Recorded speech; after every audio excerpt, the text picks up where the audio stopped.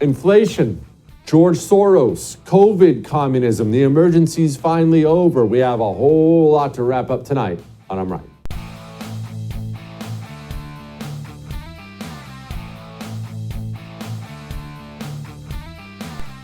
Oh, goody, more inflation.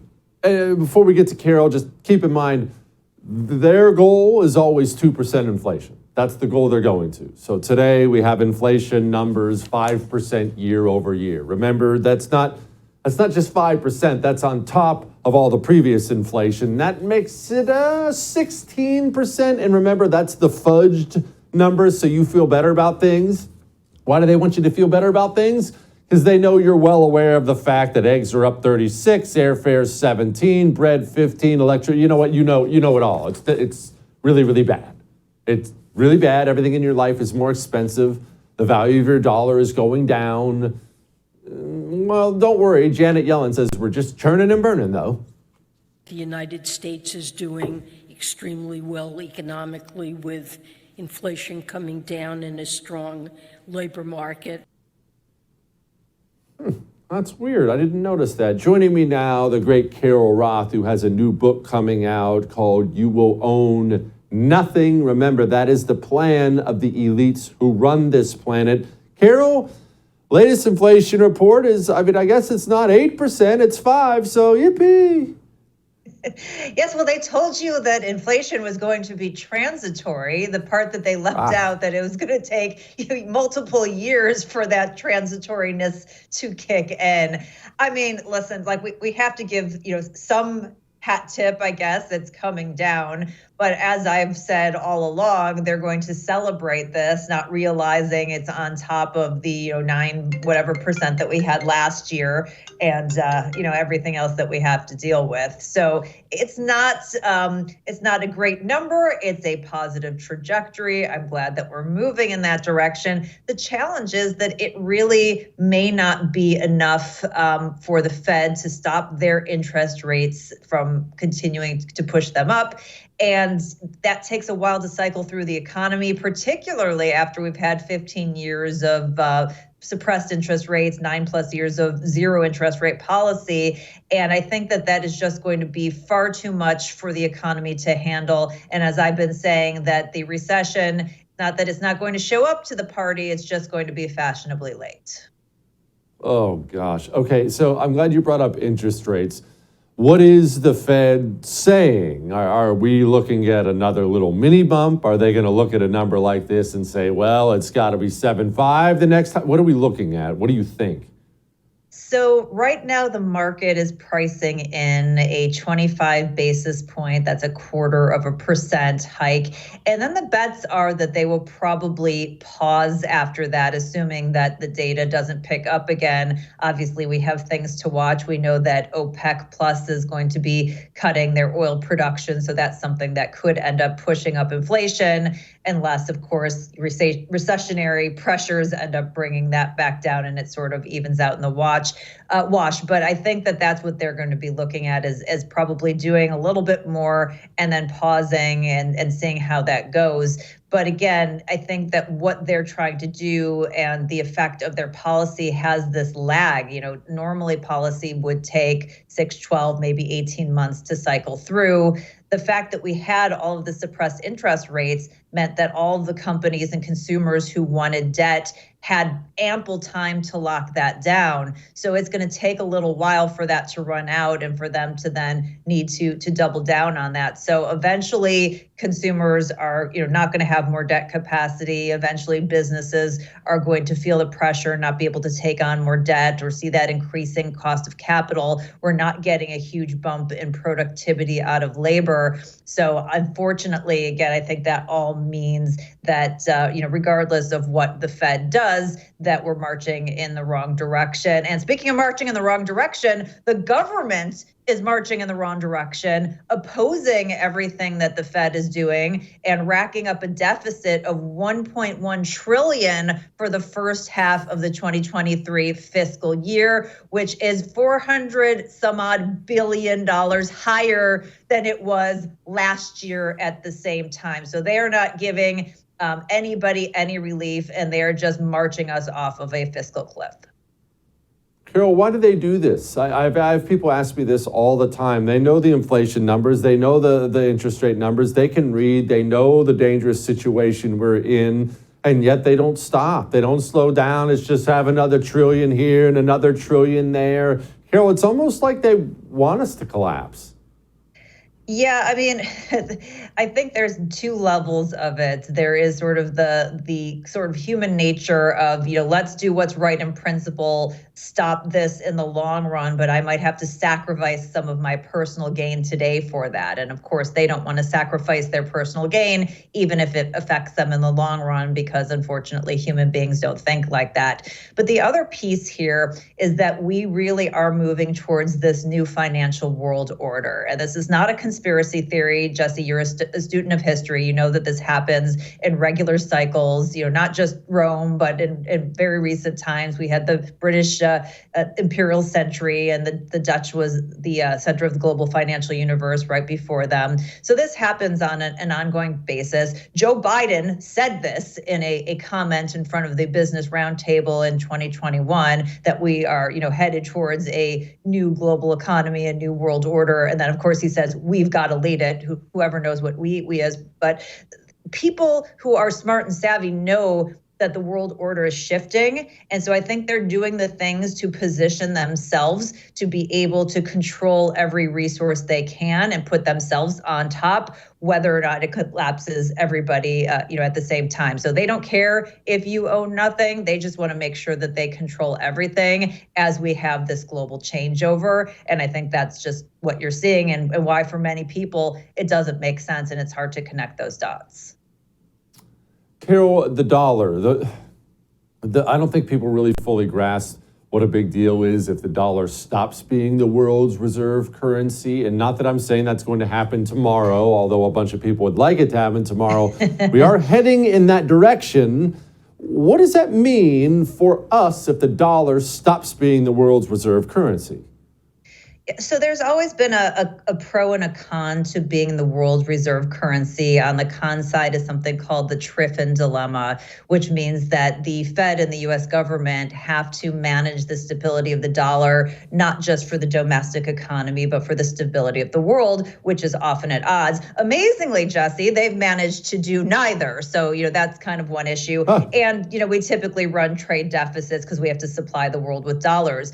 But on the pro side, it means that we've been able to have very low cost of capital. It has suppressed interest rates. And again, nobody's taken more advantage of this than the US government, who has been able to finance their unwieldy and, growing spending and government expansion with very low cost of debt.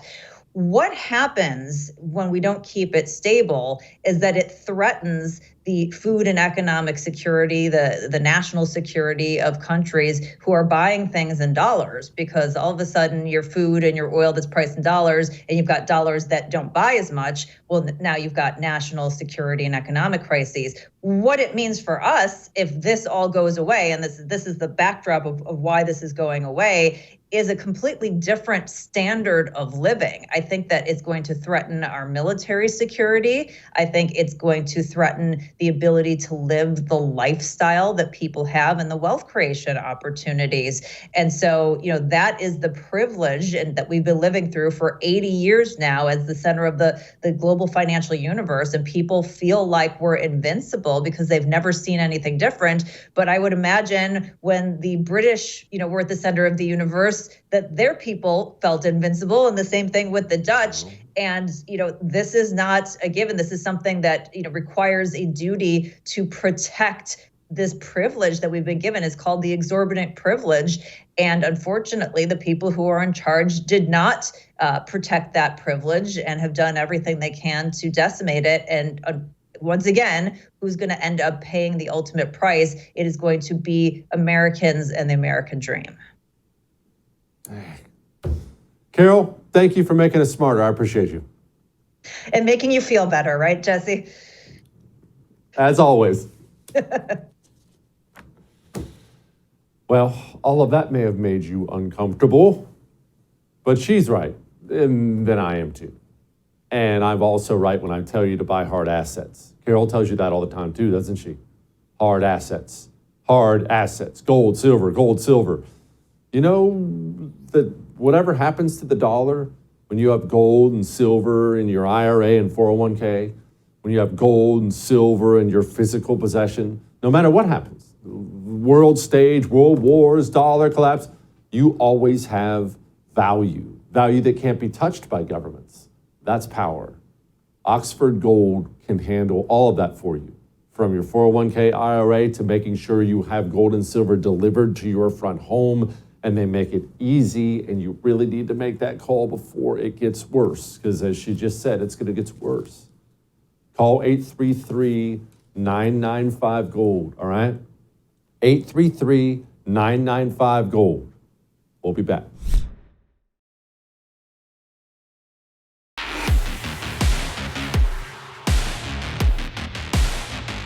There are ways you can stress test your nation. Did you know that as a citizen? When you're trying to figure out how you're doing as a country. How are we doing as a country? I'll tell you, there are some recent stress tests that I find to be extremely alarming. I find the COVID response alarming, to put it mildly, both from the government and the people. Are we still the land of the free? I find the lack of accountability for Afghanistan to be extremely alarming.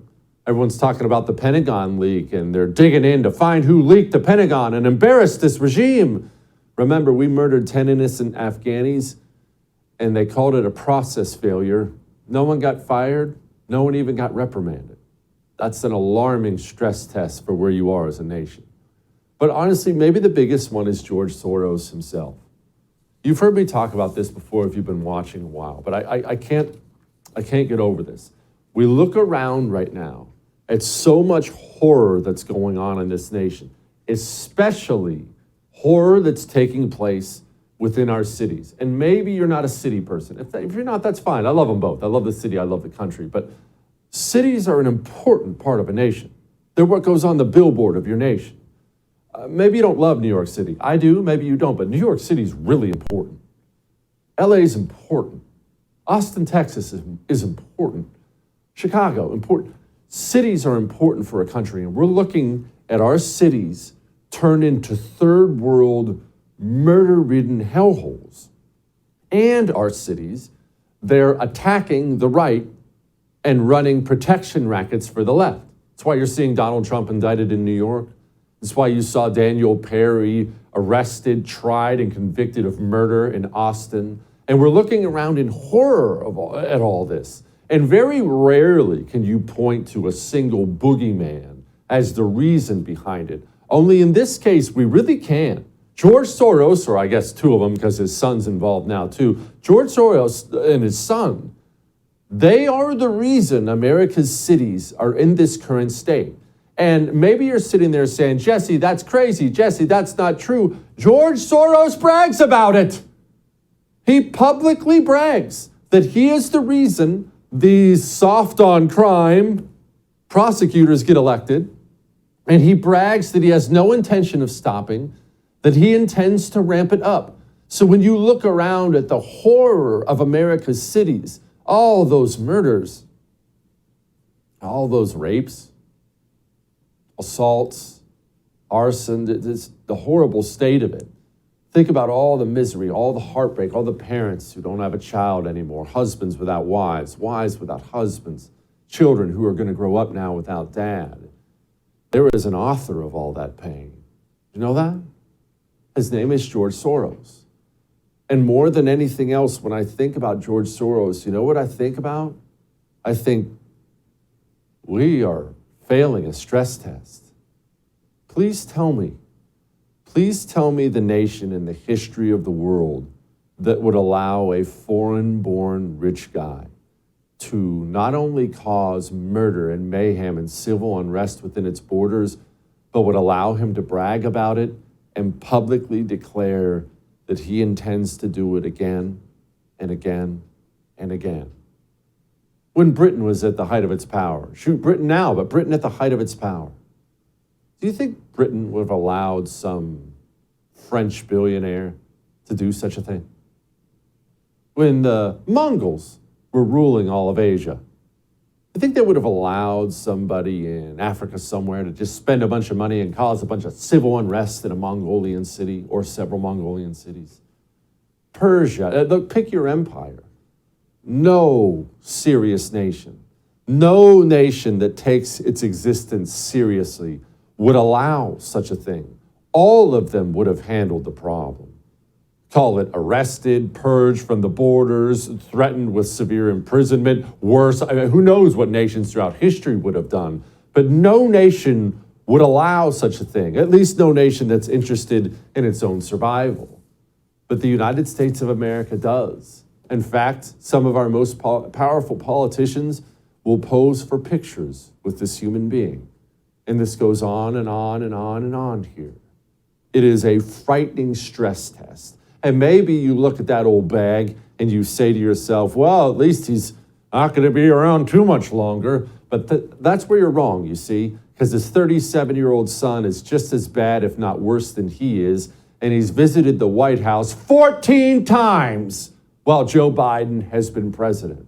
This evil family of communists runs the United States of America.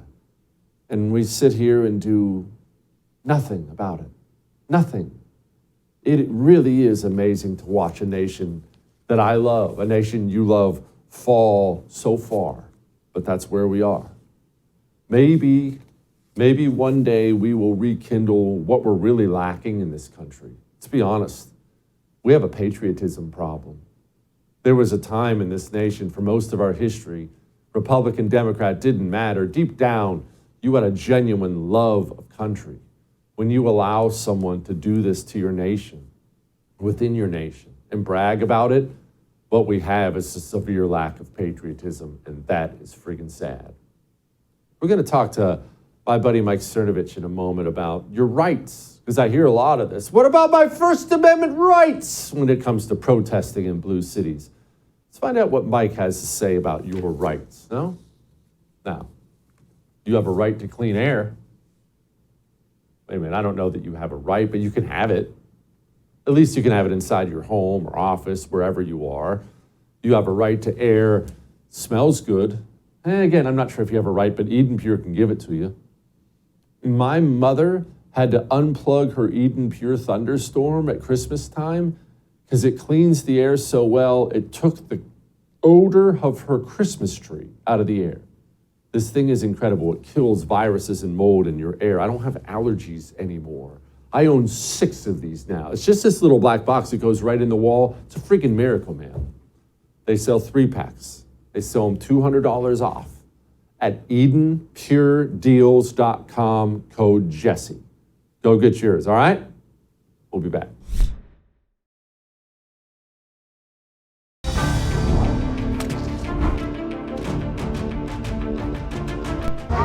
Tell us a little bit about your gun again. It's AK-47. What you got it out tonight? They don't let us march in the streets anymore, so got to practice some of our rights. Cool, man. Do you feel like you'll need to use it?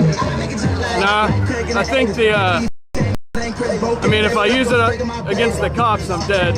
And I think all the people that hate us and, want to say to us are too big of to stop and actually do anything about it. So. Well, I guess his confidence was misplaced. He is no longer with us, but someone is with us. My friend, filmmaker, he made Hoax, and you really should check out his Substack. Mike Cernovich has been talking about this a lot. Mike, you have a piece up on your Substack about self-defense being illegal in Texas. I'm in Texas, Mike. That's a concern. Right. Fortunately, Governor Grab Abbott may be taking action on this to ensure there's a pardon. But what happened in Austin coincides with something you've said, I've said, that we've been quite internet shamed for. And I think it's important to remind people. So whenever we see these videos of New York City subway videos, there's a bunch of white knights who say, well, why didn't the real men? Where didn't the real men take action? And then I raise my hand and say, well, if we're objectively speaking, I've undergone sufficient training and have a Like I've boxed in a ring. I've had my nose broken in matches. So I'm a real man and I'm not doing anything. Oh, you coward. No, I'm not going to get put on a video and they say, oh, here's this evil man who's attacking this poor activist, right? Because that's how it gets spun. And then Alvin Bragg or some Soros DA is going to indict you. And people just hate that take. They throw all this venom and bile at me every time that happens. And I said, what do you think is going to happen if you intervene in these kind of situations? And then, of course, the Texas incident happens where people surround your car, bang on your car. There's an AK that you're sitting down and you don't know if it's in your face or if it's at your body or if this guy's going to pull the trigger, and you shoot in self-defense, and now you're looking at life in prison. That's the reality here.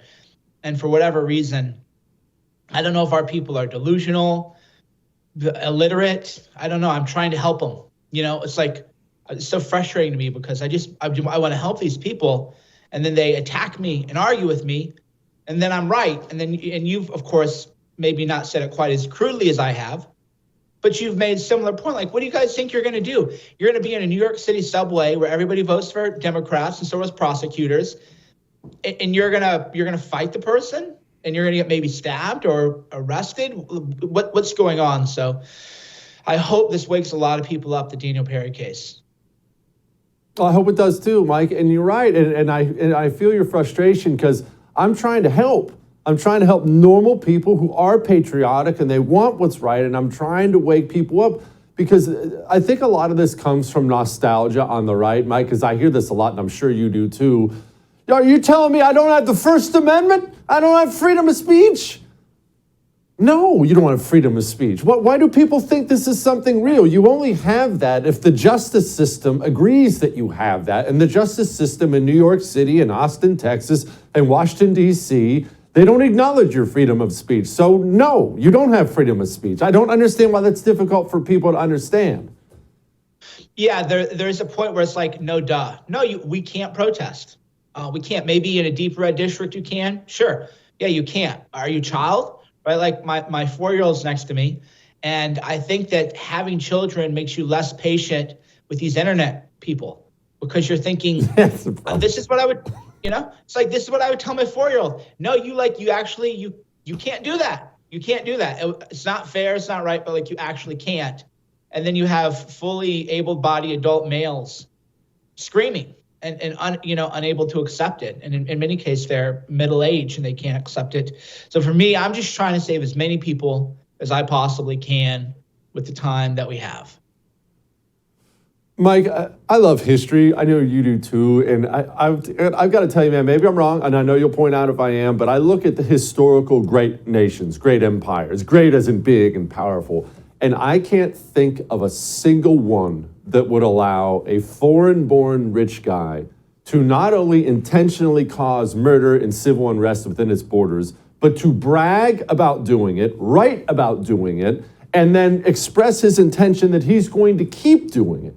And yet here in the United States of America, this is just allowed. George Soros is allowed to do this. That man is personally responsible for more rapes, murders, robberies, more misery than you can count. And he's announced he's not going to stop. And the United States of America, either they just shrug their shoulders or they pose for pictures with him. Right. And if you point that out, you're the one who is at peril. So you're the one who's attacked, or you're the one who's an anti-Semite, even though when people say, oh, if you attack Soros, you're anti-Semitic, I go, wow, you should see what Israel has to say about Soros. So there's not even a coherent, like Israel's like saying the same things as you, which is this guy is a disaster and who knows, what he's trying to do. So Soros would be funding Palestinian terrorists if he could get away with it, but he can't actually get away with it because a real country wouldn't allow it. And the America, of course, isn't a real country, and it hasn't been for a while. I don't know when exactly that point happened, but it's not a real country. It's a fractured country, and people like that can get away with whatever they want. But then the flip side, too, is, and, I upset a lot of DeSantis backers yesterday, which, surprise, surprise, I have opinions that are pretty principled, where I pointed out that DeSantis' largest backer, Ken Griffin, has promised $300 million to Harvard. And my homework was not done correctly, because when I pointed that out, people got mad. And then I found out, no, he's promised $500 million. He's promised $500 million to Harvard. The latest $300 gift is just part of that. So I'm sorry, I didn't do my full homework. He's actually giving them $500 million. So this guy, by the way, King Griffin, is saying we need DeSantis, which breaks my heart, because these are the reasons why I'm a free agent, because I don't have common cause with someone who wants to give $500 million to communist institutions like Harvard, and he can't fund some DA races. And that's the guy, by the way, who's telling us to move on from Trump. So the DeSantis people are wound up too, but this all threads together. And the common theme is that we're allowing Soros to, the country's allowing Soros to fund terrorism and anarcho-tyranny. But okay, well, they're Republican billionaires. Why isn't DeSantis on the phone calling this guy saying, what are you doing?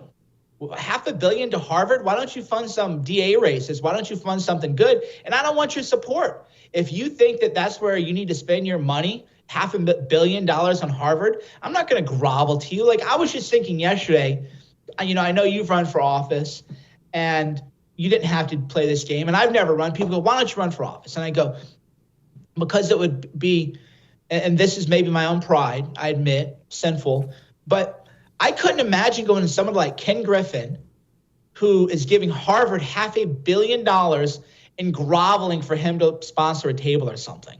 Oh, master, can I have, a little bit of money? Oh, master, will you fund a super PAC? Give me your crumbs. Give me your, it's just so debasing. And I'm disappointed yet again that DeSantis doesn't realize that he should have more dignity than to pal around with people who are funding the enemy, who are funding communists, who are funding the next generation of Soros prosecutors. So it all comes together where there's no real opposing force to this with our quote unquote, our donor class, the Republican donor class. Here's some crumbs, Ron, here's some crumbs, but the real money, the $500 million, we're going to give that to Harvard. Golly. I have so many gripes with the Republican donor class. I just can't. These stories that I've been told, 14-2. That was the spending in the Supreme Court race that likely made the presidential election unwinnable in Wisconsin. Not a penny for him. All right, you know what? I got to go. Mike, thank you, brother. It was a pleasure.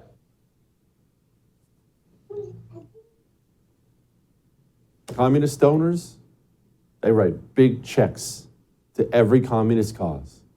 Our donors also write big checks to the communist causes. All right, we got light in the mood here in just a moment. Before we get to that, I know you write big checks for that timeshare you want out of. I know. Don't feel like a fool. This is very common. You want to know how common it is to get stuck in a timeshare? You want out and they tell you can't get out. You want to know how common it is? Lone Star Transfer, you know how many people they've helped get out legally and permanently? 18,000 of them. This is so common, they've already helped 18,000 people. You're not alone, but you're not stuck either. They're 99% successful. You are one phone call away from freedom. Call Lone Star Transfer and they will get you out. Call them, 844-310-2646. Call them today. We'll be back.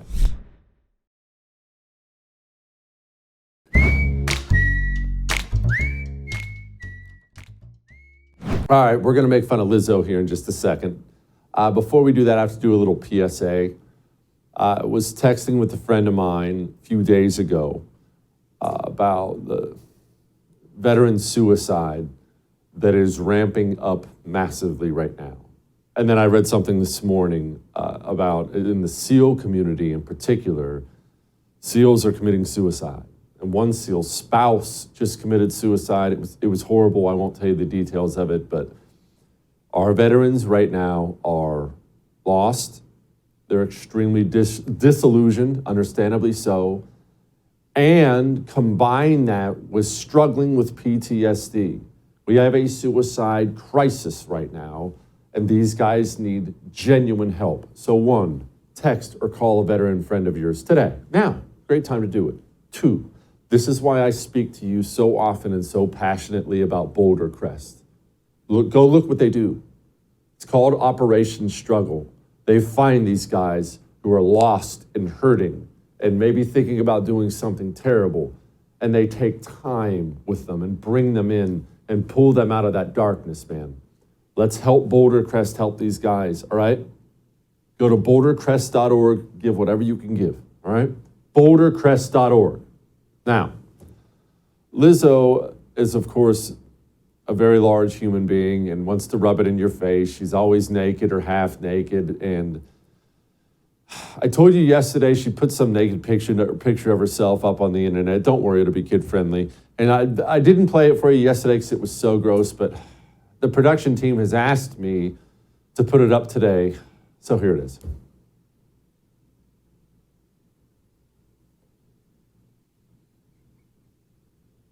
She actually is in the new Star Wars show that's on Disney Plus, by the way. So yet another reason to cancel your Disney Plus subscription.